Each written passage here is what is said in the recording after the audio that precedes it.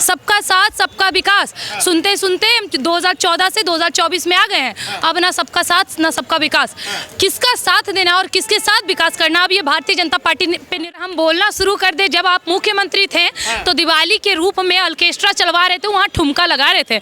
जिसको मुख्यमंत्री बन के अपना राज्य संभालना चाहिए वो ठुमका क्यों लगा? मठाधीश का क्या रूप होता है तो बता दे। हमारे मठाधीश एक हाथ में माला और दूसरे हाथ में भाला रखते हैं, इसीलिए अभी कलयुग का जमाना है, भाला की जगह बुलडोजर चला। जिस दिन हिंदू, इस देश के हिंदू इन लोगों का आर्थिक बहिष्कार करना शुरू कर देंगे, उस दिन से देश में इनको अपनी असली औकात याद नहीं चाहिए। ऐसा भाईचारा जिसके नाम पे हम चारा बन के हमेशा कटते रह रहे हैं।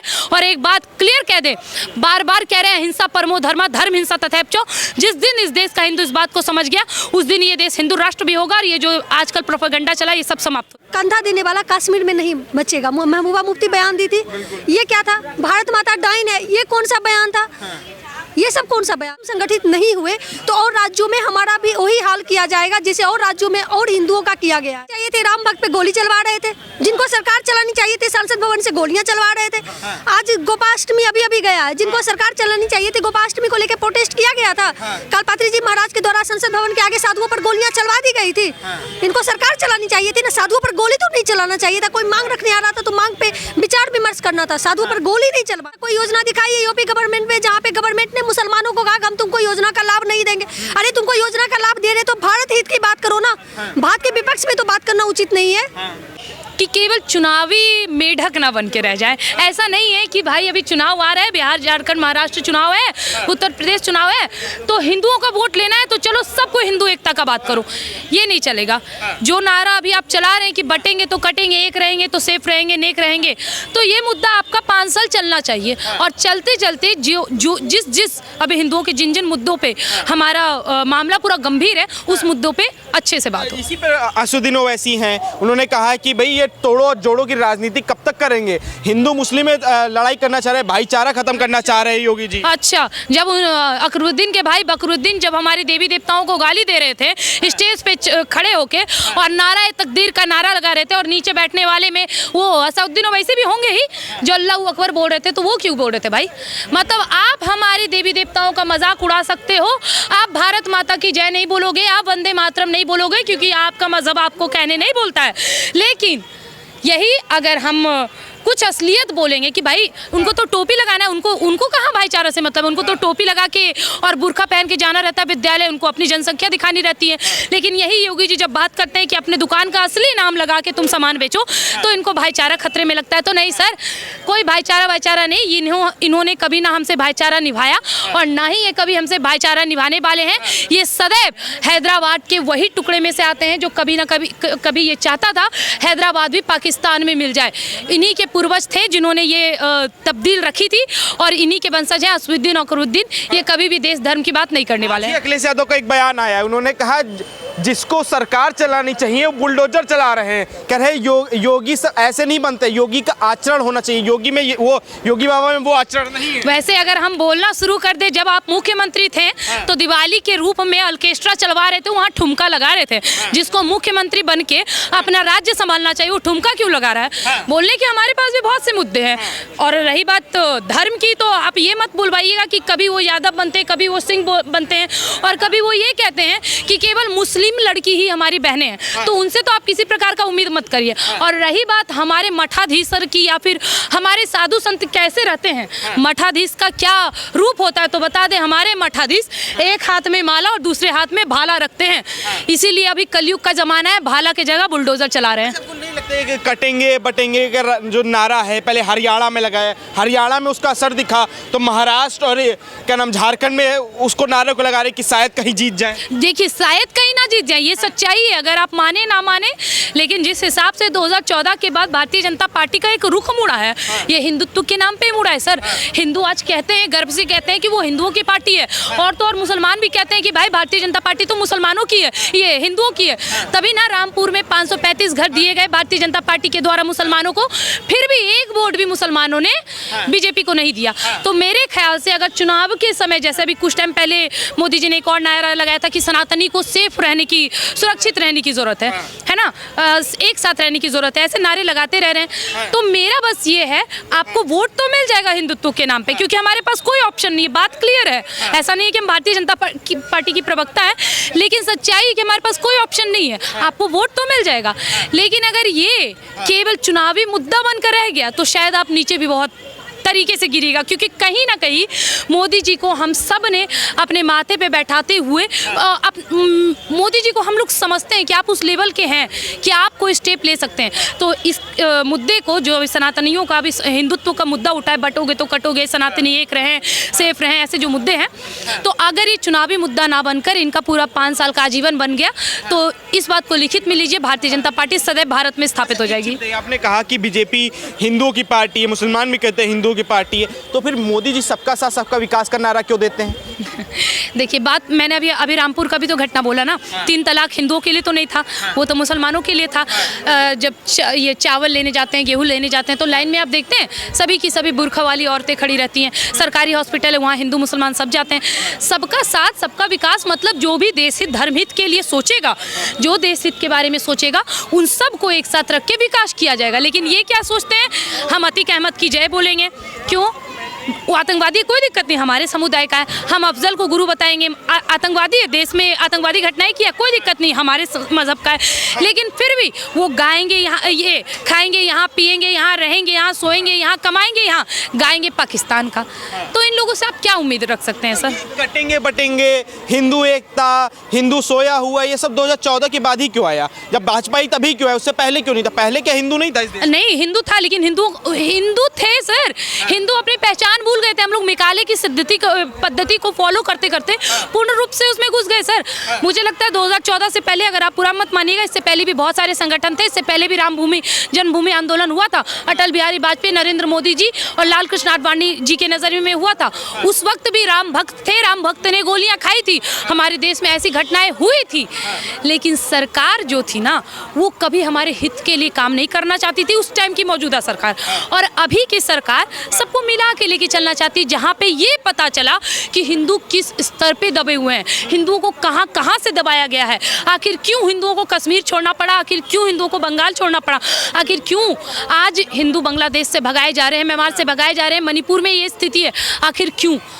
ये चीज़ ये हमें बताया किसने? भारतीय जनता पार्टी में। चना दाल 100 रुपये किलो हो गया, पेट्रोल महंगा हो गया, चना दाल महंगा हो गया है ना, डीजल महंगा हो गया, किसने बताया? कांग्रेस ने। लेकिन इस देश में 1 करोड़ रोहिंग्या, ये बात किसने बताई? भारतीय जनता पार्टी ने। इसीलिए हिंदुओं का बोलबाला भारतीय जनता पार्टी की बताई, ठीक है, काम उसमें कुछ नहीं किया। कश्मीरी ब्राह्मण जितने थे आज भी वहीं पे हैं जहां पहले थे, कांग्रेस की सरकार में उनको विस्थापित नहीं किया गया वापस, ठीक है। मणिपुर का हाल, मणिपुर आज भी जल रहा है, मैथई हिंदू मारे जा रहे हैं, ठीक है, लगातार ये हो रहा है। रोहिंग्या की बात करी, रोहिंग्या भी भारत के अंदर बैठे हुए, 10 साल हो गए सरकार को, पूरे 10 साल तीसरी बार प्रधानमंत्री बन चुके। इन सब पे काम कब होगा? ये खाली बोलने की हिंदू वाली पार्टी है। बस सर, मैं आपका इस चीज़ के लिए धन्यवाद कहूँगी, क्योंकि बहुत दिन के बाद किसी एक पत्रकार ने मेरे दिल की बात कह दी।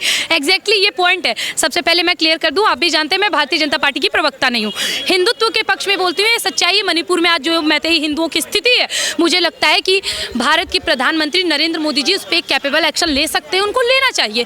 और रही बात कश्मीर की, वहाँ पे भी जैसी स्थिति सर, जिसकी सरकार उसका सिस्टम।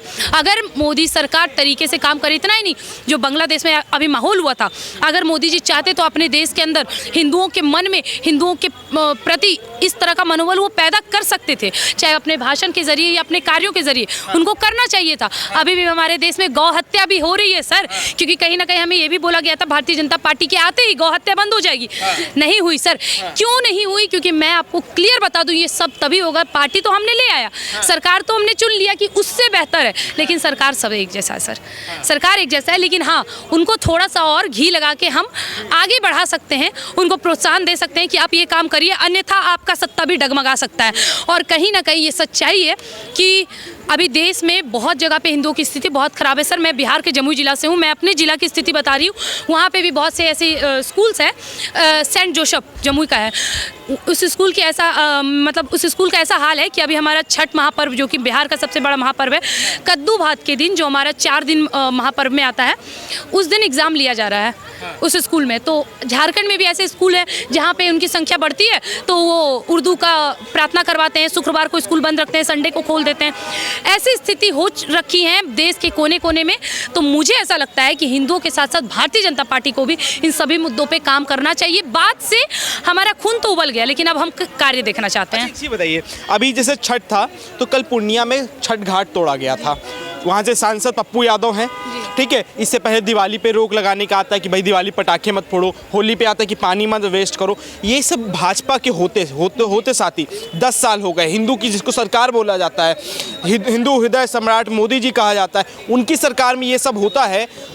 तो आपको लगता नहीं है कि ये हिंदू की सरकार जो है पूरी नहीं है हिंदू की सरकार? हाँ, देखिए इस बात पे मैं पुष्टि तो नहीं करूंगी, लेकिन हाँ ये बात सत्य है कि जिस प्रकार आज हमारे देश में बहुत जगह पे ऐसी घटनाएं हो रही हैं, चाहे आप नुपुर शर्मा के बयान के बाद की भी बात करें, जब कन्हैया लाल का गर्दन उतार दिया गया था, चाहे आप जब महाराष्ट्र में हुआ था पाल घर का मामला, जब 2 साधुओं को निर्मम तरीके से हत्या कर दी गई थी, तब भी भारतीय जनता पार्टी ही थी इस देश में।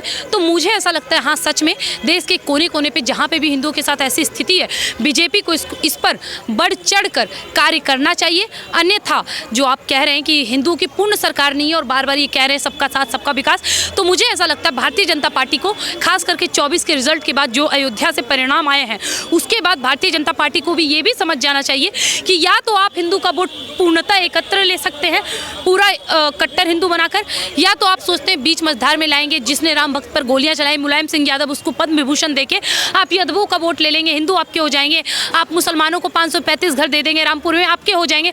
तो ये आपके नहीं होने वाले। अभी भी समय है भारतीय जनता पार्टी को अपनी आंखों को खोल लेना चाहिए। आखिरी सवाल है, कुंभ शुरू होने वाला है जनवरी में, उसको लेके जो अखाड़ा परिषद है उसने एक मांग करी है कि कुंभ के अंदर मुसलमानों की दुकानें नहीं लगने दी जाएंगी। ये सही कैसे सही है? जब हिंदू और मुस्लिम जो साथ साथ रहते हैं, भाईचारे की बात करते हैं, गंगा जमनी तहजीब की बात करते हैं, तो दुकान लगेगी तो क्या दिक्कत? सर यही मुसलमान को आप हमारा पर्व का प्रसाद खिला के दिखा लीजिएगा अगर उस वक्त खा लिए तो। और आप किस मुसलमान की बात कर रहे हैं? जाके देखिए हरिद्वार, ऋषिकेश, हमारा अमरनाथ केदारनाथ का यात्रा मुसलमानों ने अपना गढ़ बना रखा है, और रिपोर्टिंग करना है ना तो वहाँ जाकर रिपोर्टिंग करिए। उनके बातों से आपको समझ आ जाएगा कि उनके दिल में हमारे लिए कितना नफरत है। क्लियर कहते हैं, अरे कुछ नहीं, भगवा रंग पहन लेना पड़ता है और लेके जाना पड़ता है, पैसे का बात है भाई, पेट का कमाइए करना पड़ता है, हमें जब मौका मिलेगा हिंदुओं को मार देंगे। क्लियर उनका ऐसा भेषभूषा रहता है और बात रहता है। और किस भाईचारा की बात कर रहे हैं? ये खाने में मीट मिला के देंगे, ये खाने में बीफ मिला के देंगे, खाने में थूक के देंगे, कहीं मलमूत्र छोड़ के देंगे, और इनके हाथों से हम खाना खाएं, इनके हाथों से हम दुकान दें, इनको हम आर्थिक मजबूती करें। मैं साफ तौर पे कह रही हूँ, जिस दिन हिंदू, इस देश के हिंदू इन लोगों का आर्थिक बहिष्कार करना शुरू कर देंगे, उस दिन से देश में इनको अपनी असली औकात याद आ जाएगी। इनको जब अपना जनसंख्या बताना रहता है, ये टोपी पहन के जाएंगे, विद्यालय में है भाई सबके लिए एक है, नहीं भाई वहाँ हमारा मजहब चलेगा, हम बुर्खा पहन के जाएंगे। लेकिन जब बोलेंगे कि भाई अब फल फूल हिंदू अगर मुसलमान है तो मुसलमान का नाम रख के बेचिए, नहीं भाई वो नहीं होगा। क्यों? उनको पता है हिंदू उनकी दुकान से नहीं खरीदेंगे। नहीं चाहिए ऐसा भाईचारा जिसके नाम पे हम चारा बन के हमेशा कटते रह रहे हैं। और एक बात क्लियर कह दे, बार बार कह रहे हैं हिंसा परमो धर्मा, धर्म हिंसा तथैपचो। जिस दिन इस देश का हिंदू इस बात को समझ गया, उस दिन ये देश हिंदू राष्ट्र भी होगा, और ये जो आजकल प्रोपेगेंडा चला ये सब समाप्त हो जाएगा। कल पूर्णिया में बिहार में छठ घाट पहली बार तोड़ा गया, इसलिए कि वहाँ पे पप्पू यादव सांसद है। आज से पहले बिहार में कभी आपने छठ घाट टूटने की घटनाएं पहले नहीं सुनी होगी। मतलब कि जो हमारे नेशनल लीडर जो भाजपा में बोल रहे हैं वो तो हम लोग ग्राउंड पे देख भी रहे हैं ना। हम लोग जहाँ जहाँ बट रहे हैं वहाँ ये लोग किस्तों में काट रहे हैं। छठ घाट तोड़ने का मतलब क्या था? छठ तो महान बिहार के आस्था महापर्व में से है। 36 घंटे तक चलने वाला ये वो पर्व है जिसमें मतलब हम लोगों की बहुत बड़ी आस्था इससे जुड़ी हुई है। और वहाँ पे इस तरीके से पप्पू यादव जो करवाए हैं, ये तो सीधा पैगाम दे रहा है ना, हम बटेंगे तो कटेंगे। लेकिन जैसे कटेंगे बटेंगे, ये कह रहे हैं कि ये सांप्रदायिक नारा दे दिया है योगी जी ने। जैसे ओवैसी साहब, एक बात बताइए, ये सांप्रदायिक नारा दे रहा है तो 370 अगर हटा तो मतलब 370 के हटने के बाद तिरंगा को कंधा देने वाला कश्मीर में नहीं बचेगा। महबूबा मुफ्ती बयान दी थी, ये क्या था? भारत माता डाइन है, ये कौन सा बयान था? ये सब कौन सा बयान था? ओवैसी साहब कह रहे हैं ना कि ये जो सांसद के गलियारों से भगवा आतंकवादी शब्द बोला गया था, क्या वो सांप्रदायिकता का बयान नहीं था? बताइए। तो योगी जी तो बोल रहे, योगी जी तो संगठित करने की बात कर रहे हैं। अगर भारत के बहुसंख्यक आज संगठित नहीं होंगे तो 9 राज्यों में हम अल्पसंख्यक हो चुके हैं, और कितना अल्पसंख्यक होंगे? जैसे ओवैसी साहब कह रहे जो कटेंगे बटेंगे नारा है, ये तोड़ो और जोड़ो की राजनीति योगी जी कर रहे हैं। एकदम तोड़ और जोड़ों की राजनीति नहीं कर रहे, बल्कि संगठित करने की राजनीति कर रहे हैं। अगर आज हम संगठित नहीं हुए तो और राज्यों में हमारा भी वही हाल किया जाएगा जैसे और राज्यों में और हिंदुओं का किया गया है। अभी दीदी देखिए तो अभी अखिलेश यादव ने आज बड़े बयान दिए। उन्होंने कहा कि जिसको सरकार चलानी चाहिए वो बुलडोजर चला रहे हैं, और जिनको सरकार चलानी चाहिए थी राम भक्त पे गोली चलवा रहे थे, जिनको सरकार चलानी चाहिए थी संसद भवन से गोलियां चलवा रहे थे। आज गोपाष्टमी अभी गया है, जिनको सरकार चलानी चाहिए थी गोपाष्टमी को लेकर प्रोटेस्ट किया गया था, कालपात्री जी महाराज के द्वारा संसद भवन के आगे साधुओं पर गोलियां चलवा दी गई थी। इनको सरकार चलानी चाहिए थी ना, साधुओं पर गोली तो नहीं चलाना चाहिए था। कोई मांग रखने आ रहा था तो मांग पे विचार विमर्श करना था, साधुओं पर गोली नहीं चलवाना था। तो देश ने वो चीजें देखी है जिस पर बातचीत भी कहिएगा तो एक तरीके से मतलब बातचीत करना भी अपने आप में उन घावों को ताजा कर देना है। अच्छा दीदी, आपको नहीं लगता कि जैसे योगी जी नारा ऐसे देते हैं कटेंगे बटेंगे, ये हिंदू मुस्लिम को एक साथ लेके चलने का काम एक मुख्यमंत्री का होना चाहिए, वो हिंदू को सिर्फ लेके चलना है? ऐसा तो योगी जी ने नहीं कहा कि कोई योजनाएं आई तो मुसलमान को योजना नहीं देंगे। ऐसा कोई योजना दिखाइए यूपी गवर्नमेंट में जहाँ पे गवर्नमेंट ने मुसलमानों को कहा हम तुमको योजना का लाभ नहीं देंगे। अरे तुमको योजना का लाभ दे रहे तो भारत हित की बात करो ना, भारत के विपक्ष में तो बात करना उचित नहीं है। तो मुझे नहीं लगता कि योगी आदित्यनाथ जी सांप्रदायिकता का नारा दे रहे हैं या बटने कटने की बात कर रहे हैं। वो हिंदुओं को संगठित होने की बात कर रहे हैं, जो कि एक तरीके से उचित है। और वो मतलब वो उस तरह के मुख्यमंत्री है उन्होंने उत्तर प्रदेश में वो कर दिखाया जो बाकी स्टेट के मुख्यमंत्रियों को योगी आदित्यनाथ जी से आज सीखने की जरूरत है। अच्छा, जैसे ओवैसी साहब है, ओवैसी साहब अभी उनका हाल में एक भाषण वो आया, उन्होंने कहा कि 15 मिनट के लिए जो उनका बयान था उनके भाई का, उन्होंने फिर रिपीट कर दिया ये महाराष्ट्र के चुनाव में। वो सांप्रदायिकता का बयान नहीं था कि 15 मिनट के लिए पुलिस हटा दो तो मैं हिंदुओं का नरसंहार करवा दूंगा। वो सांप्रदायिकता का बयान नहीं था ना, योगी आदित्यनाथ जी का सांप्रदायिकता का बयान हो गया क्योंकि इन्होंने हिंदू हित की बात कर दी। जहाँ भी हिंदू हित की बात होती है ना, ऑटोमेटिक सांप्रदायिकता का बयान सो कॉल्ड जो ये इंटेलेक्चुअल लीडर्स है इनको लगने लगता है, और सारे विपक्ष के लीडर छाती पीट के रोने लगते हैं, इसलिए हिंदू हित की बात नहीं होनी चाहिए।